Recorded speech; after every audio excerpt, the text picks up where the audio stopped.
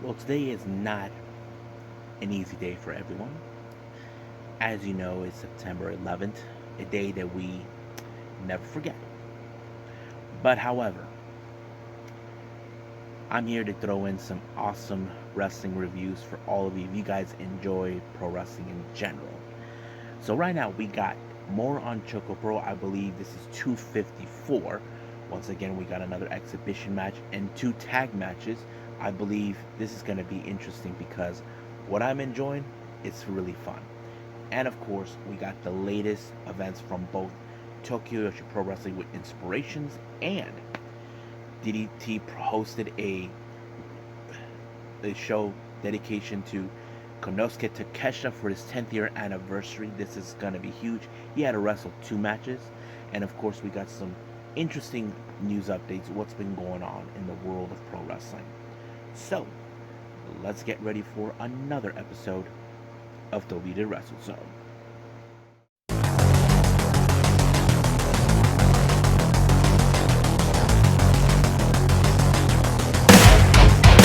Are you ready? Get up, get up! Get up, get up! Get up, get up!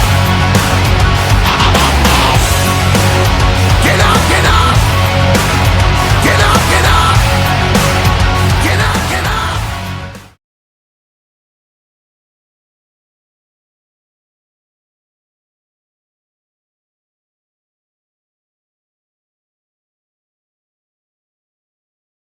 Welcome everybody to the Deleted Wrestle Zone, all things that is pro wrestling with AEW, NXT, New Japan Pro Wrestling, Impact Wrestling, the National Wrestling Alliance, various promotions, wrestlers, matches, and championships. I am your host, Jay, right here. So, let's begin with ChocoPro 254. It opened up once again with another exhibition match. This time we have Miya taking on Mei Shiruga. Now, I was a bit of amazed that Mei Shiruga was back once again because the the first two exhibition matches that Miya was involved in, uh, one ended with a no, she had three actually. One and two, the first two ended in a time limit draw because they reached 5 minutes, and the third time, my Mei Shiruga pinned her less than 5 minutes. But recently in the previous Choco Pro, we saw Mia face Chiko Shikawa, also ended in a time limit draw. But this time, she faces Mai Shiruga, which was unusual. I would have assumed that she would have continued on facing Chi, but Chi was the referee for this particular exhibition match. But I can see a little bit of the aggressive by um, Mia, but however, because the time limit draw expired, she continues to go on the offense against her, but they managed to separate her. But I'm sure she'll get better and better, but she needs to control her own composure. I know she's getting into this, but we'll see what happens then. Now, our next match, we have Tokiko Kiyahara teaming up with Shin Suzuki to take on Chonshiru and Masahiro Takanashi. Now, this is a very interesting match because I know that Masa has teamed up with Shin on a few occasions. But however, in this particular match, this was one of those matches where I saw Shin Suzuki got his nose broken thanks to Chonchiru, where he slammed him, but body slammed him into the wall. He might have used his own body to hit his nose. There was a moment where, of course, we saw um, Yuna come down by the window to check up on him, see if he was bleeding. He had the napkins right in his nose, but it came off. But of course, he was okay. I'm not sure if it was any serious damage to his nose, but I'm sure he will be fine. But however, because of that, it was Shon Shiru who picked up the victory onto Tokiko, giving him the match. Now, our next match, we have Chiko Shikawa teaming up with Mei Shiruga once again to take on Sayaka Obihiro and Yuna Mizumori. Now, this is one of those matches I think it was pretty good because I mentioned this before. Yuna Mizumori, the only thing she has is her. She's a powerhouse. She knows how to use it very well. However, you got someone like Mei Shiruga. who is a bit of the speedster of the group. You know, if you guys recall the infamous high-speed match she had with Azumi, you probably understand that. Now, you probably think, okay, advantage is Sayaka Obihiro and Yuna Mizumori have the much better experience in those two. But what I did like is how Yuna Mizumori may have thought she had the match won when she applied a either a clothesline or a lariat onto Meishiro Girl while she was on the ground. However, she was able to maneuver the pin onto Sayaka Obihiro, win it, but unaware to Yuna, the match ended in favor of Chi and Meishiro. The ref had to tell them that Meishiro somehow maneuvered the position of the pin to Sayaka and gave them the win, which was another huge disappointing loss. So this is the second time in a row that she lost to Meishiro like that in tag team action. So it was really strange. But however, that doesn't end there. As you know, their little rivalry continues with the Jonkin tournament, but May defeated her in the opening rounds. But it did not go there. So there was a lot of people that were going away and over. That's really was fun. But however, I did not anticipate that Mei Shiruga was going to win for a second time in a row. I mean, she did beat Yuna Mizumori twice in 2 days, and she won the Jonkin tournament twice in 1 day. So I thought it was really fun. But I can't wait to see what's going to happen. As you know, this coming week we have Phoenix Rises, where she will be teaming with I don't know if she's going to be in singles or tag team action. I'm not sure. But, oh yeah, she'll be in singles competition against Yuna Mizumori, now remember. But will she overcome that? We just got to wait and see. So right now, let's just end it right here and move on with Tokyo Yoshi Pro Wrestling.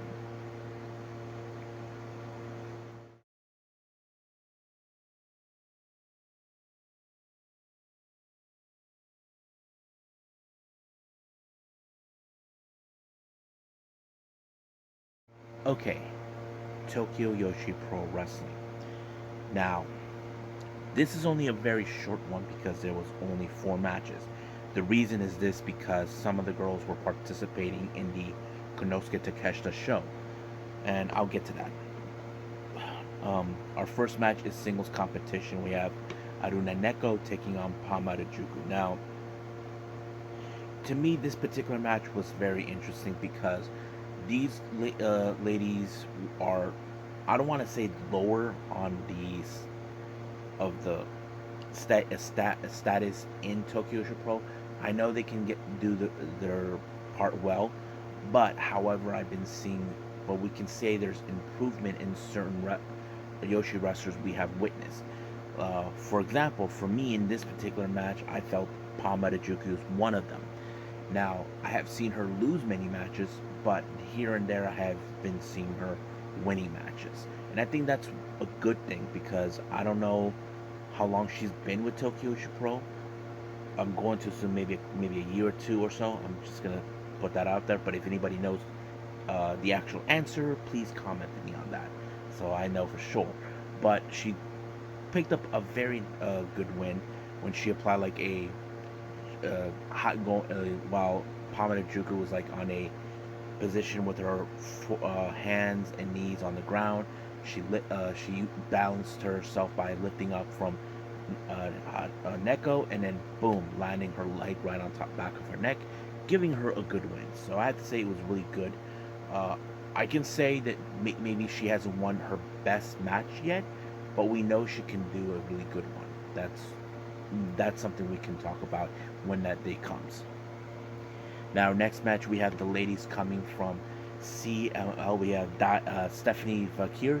If you guys know this or not, she actually appeared in Stardom years ago. And then, of course, there's Daisy. They take on Moka Miyamoto and Shoko Nakajima. Now, this was one of those matches where you see, okay, the foreign wrestlers, they're being more toughy, more better than ever. I know that, but of course, Moka's kung fu, karate, martial arts style was not going to cut it, but it was, of course, Daisy who picked up the win onto Moka, giving her the win. Now, our next match is a very unique match. We have Demonio Uno teaming up with Pokotan, that famous seal, to take on the Magical Sugar Rabbits. Now, they kept their distance from Demonio Uno, who's a real crazy nut job, and of course, uh, they try to take advantage of the seal. But, however, it was, of course, a very fun match. They even took it outside of the ring. Um, there were some moments, of course, where Pokotan's uh, head was about to come out, but and of course, what's her name? Yuka took the fight to Demonio Uno outside of the venue, which was fun. But it was Yuka who uh, picked up the win onto Demonio Uno, which was really fun. Now, our next, in which is our main event, we have Arisu Endo taking on Miyu Yamashita. Now, I have to say this was also another interesting moment because I don't recall ever seeing Arisu Endo in the main event. I said it time and time again that she has improved. She's getting better, not to mention her tag team skills with Suzumi has been very awesome. But seeing her being in a position to go face Yamashita in the main event, that must be huge for her. But of course, we know Yamashita, she probably will win this match by either submission or knockout. However, it does, but it did work. She picked up that win by kicking her, excuse me, by kicking her head off, and then she won. But I have to say, Arisu Endo, there's no shame in losing, but she should take this moment really great, knowing that she got a spot in the main event on that. So I think that's pretty much it right now with Tokyoshi Pro. I believe it's time for DDT Pro Wrestling.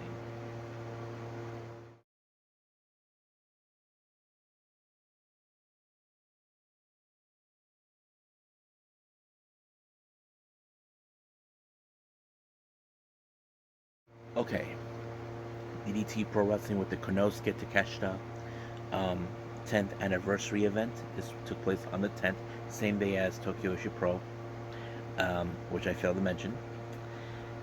We have Takeshi Masada teaming up with Eruption's Hideki Okatani to take on Damnation's Kanon and MJ Paul. Now, you probably can guess this match will fall into favor with Damnation because of a few reasons. Reason is this: I know that Kanon has started a big fight with Okatani. He always figured out a way to push his buttons, but however, it was Kanon who picked up the victory with the Brainbuster onto Masada, giving Damnation TA the win. Now, our next match, this is for the vacancy of the DDT Iron Man Heavy Metalweight title. Now, if you guys remember, Toru Owashi had to relinquish the title in order to focus his match with Harashima for the KOD Tag Team titles. Now, he eventually was reclaiming this match. There were others like, of course, Saki Akai, all three members of the Eruption, Inamari, Dino, and of course, what's his name? Yuki Ino, and various, and of course, Kazuki Irada, who's been dying to get his hands on this title. But however, in this match, it was in fact Toru Owashi who picked up the win. To present the title was, of course, Takeshita's mom, Keiko Takeshita. But of course, Irada knocked him out, won the match, and then he was being disrespectful to Mama Takeshita, and she knocked his lights out, and she put her foot right on top of him, unaware that she won the match. So she is the current Iron Man Heavy Metalweight Champion. And boy, I hate to be not to be pinning Mama Takeshita. Trust me, I don't want to do that. Now, our next match, we have a very interesting tag team match. We have CCK. Now, as you know, Chris Brooks is part of CDK, which is Calamari Drunk King with Masata Kanashi. I don't know what CCK means. He teams up with his longtime buddy Kid Lycos from London. They take on against 37 Kaminas, the current DDT Universal Champion, Yuki Ino, and of course Konosuke Takeshita. So this is one of two matches he was involved, but it was pretty good. I like that. But however, it was Yuki Ueno who picked up the win by moonsault onto Kid Lycos, and it was over right from there. I said pretty good job on his part. Now the other members of 37 Kamina, Toi Kojima, Mao, and Shunma Katsumata take on the Brahmin brothers, Ku and Ri, and they team up with none other than the boss, Shinjiro Takagi, dressed up just like them. Now, this match was so fun, they've been aggressive, but however, the Brahmin brothers misfired by throwing powder into the face of Takagi, giving, of course, what's his name, Kojima, the roll up onto Takagi to win the match. So, but however, the Brahmin brothers apologized, saying that, yep, they screwed up, they should have seen that one coming.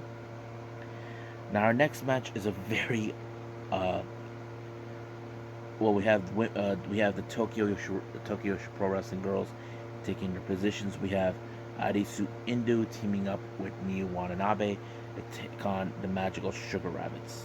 Oh yeah, and of course Hyper Misao. This was a three-way tag team match. Now, we did see Endo and the Sugar Rabbits a while ago, but they were able to be part of this match. As you know, I wasn't sure how this was gonna end, but it was Yuka who picked up the win on Arisu Indu with a pinfall. 1, 2, 3. Good night, Arisu Indu. Now, our next match, we have a very interesting match. We have, of course, Antonio Honda teaming up with Trans Am Hiroshi and Yasu Aruna to take on DJ Nari, Super Sasadango Machine, and Masahiro Takanashi. Now, I don't know what the heck was Antonio doing. He took off. He ended up in diapers. I don't know what was all of that about. He even tried to do his comedy routine, but however, it did not end there. It was, of course, Trans Am Hiroshi who picked up the win onto Super Sasadango Machine, and it was a good one for them. Next match, we have Burning, consistent of Jun Akiyama, Tetsuya Endo, and Yuji Indo. Well, Yuji's not a member of Burning. Take on his, of course, Yuji's tag team partner Yukio Naya, and he teams up with the members of Harimao, consistent of Naomi Yoshimura and Hazusada Iguchi. Now, I thought the match was pretty great because, I know that Yuki Ino and Yuji Ino are not afraid to throw down against each other because they know they will team up one way or the other at another point. But it was, of course, Hino who picked up the win with a powerbomb onto Yuki and I. 1, 2, 3. He and Burning won the match. Now, as you know this, Ino and Tetsuya Endo used to be part of the Damnation together. I highly doubt he's ever going to work with them again, but working with him in this match probably be enough. Now, our next match, we have a very interesting tag team match. We have Shinya Aoki and Arashima to take on Yukio Sakaguchi and, of course, the King, Minoru Suzuki. I thought this was very interesting. Now, Minoru Suzuki knows Yuki Sakaguchi very well. They trained together in Pancras. They even fought against each other, and they even, many times. But teaming them up together was great. But it was, of course, Sakaguchi who picked up a very good win when he applied a pump kick onto the temple of Arashima.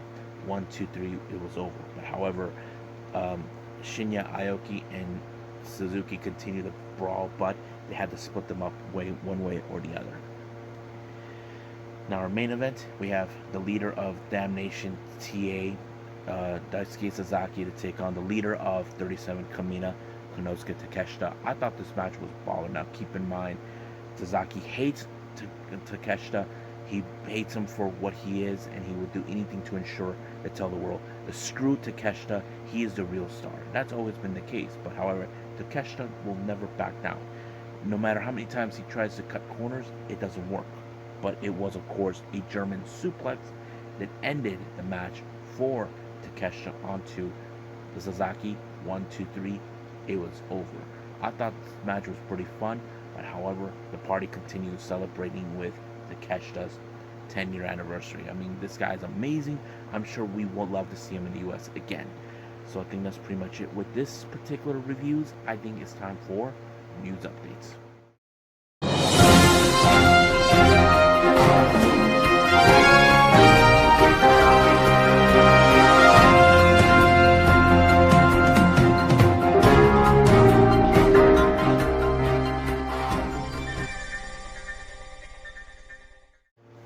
Okay, this was coming from the English Twitter page of Pro Wrestling Noah.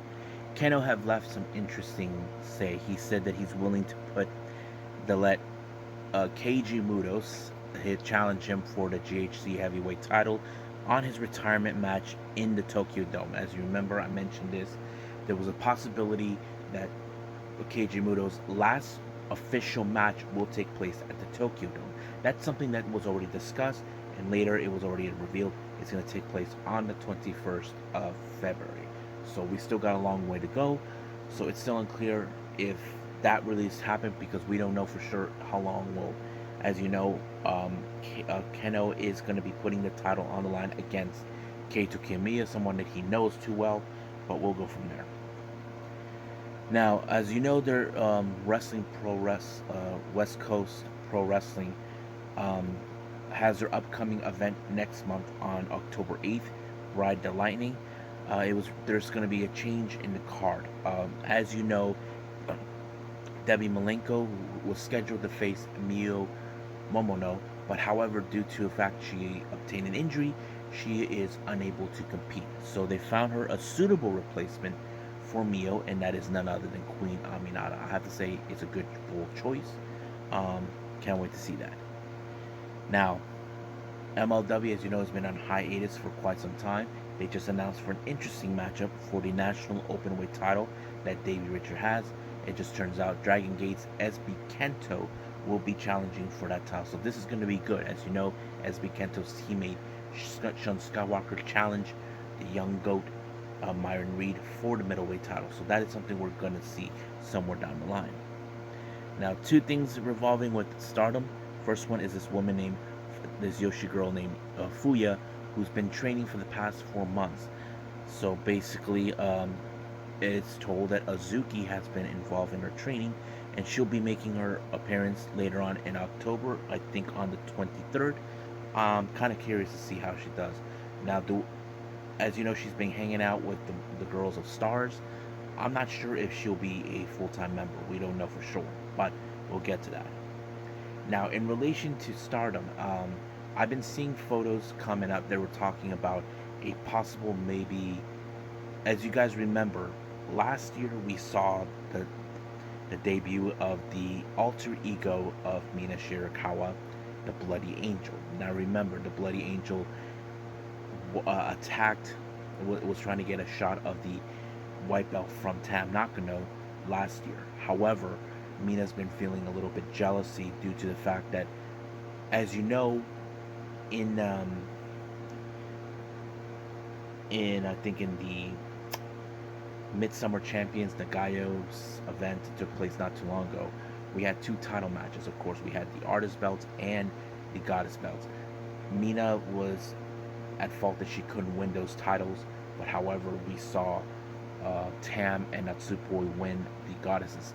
So basically, however the story goes, is if you guys remember, when Cosmic Angels first began, Mina was the right hand of Tam Nakano. Now she feels a little bit jealous that now Natsupoi is next to her. So the obvious question is there going to be like a somewhat of a Cosmic Angels feud within each other to try to resolve it? Now, I know Tam has dealt with internal conflicts within the Cosmic Angels unit. That is no secret. But I do know that if that's going to take place, however, as we speak, we have the next Stardom event on the 12th. Unagi is facing Tam Nakano. Now, if Tam does beat, if Unagi beats Tam, we could see another match where we see both Unagi and Mina challenge for the Goddesses. So that is something we could definitely see. But we just got to wait and see until that match is over and see what happens, what the results in. As you know, we're still continuing with the 5-star Grand Prix. We're still going on. So I think that's pretty much it right now. So let's just call it a day. Well, I hope everybody enjoys this episode. Coming up, we have, of course, not only AEW Dark Elevation. I am going to be reviewing, as we speak, Stardom's latest event on 9/11. This one only will have 2 championship matches, the Artist belts and the Goddesses belts. However, there is some matches involving the 5-star Grand Prix. I will be following that as well. and there is a couple of matches taking place prior before that. So we'll see what happens then, and if there's anything else, I'll be winging it the rest of the way. So I think that's pretty much it right now. So I'll see you guys in the next DWZ time. Same DWZ channel. I must bid all of you adieu. So, goodbye. Mwah. And have a nice day. Bang.